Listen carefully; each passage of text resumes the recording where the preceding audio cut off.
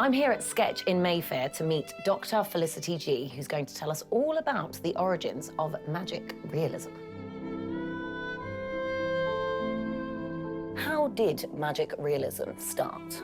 Well, it was really in the early 20th century, so 1924, 1925, a German art historian called Franz Roh coined the term magic realism. He used it to distinguish German art of the time from other artistic movements. Some of the key characteristics of magic realist painting are the smoothness, the coldness of the painting. The subjects can be quite ordinary, but there will be something in the frame, within the frame of the painting, that gives it an oddness.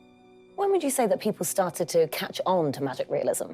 It has endured as an art historical and then a literary term. We know it much more associated with Gabriel Garcia Marquez, for example, and Latin American literature. How would somebody be able to identify a text as being magical realism genre? I think there's a way in which they're written, which you can immediately recognize, but sometimes we have to look back and think, well, we have to actually have some kind of sense of a definition of magical realism to be able to do that. So many magical realist novels use the same structure and an influence from those first lines. There are going to be things in these books that are going to be full of terror. There may be violence.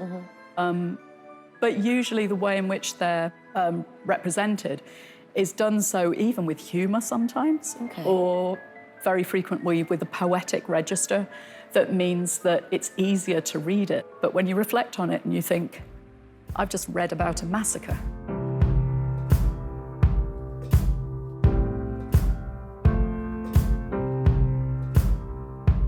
For me, whenever you hear the terminology magic realism, people seem to stress on the first word of magic.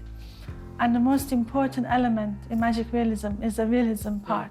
In the Spanish, apparently it translates to realismo magico, which means that the realism becomes the first word and it becomes like the first, the priority of the terminology.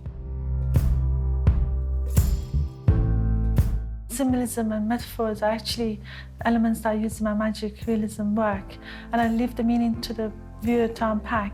In a painting, you see my mom sitting in a chair, turned towards the viewer, and in the garden behind her, there's all these fists coming out of the ground. And I think the poetry that painting is based on is about how the feminist writer was trying to fight the conservative, moralistic views of Iranian 1960s.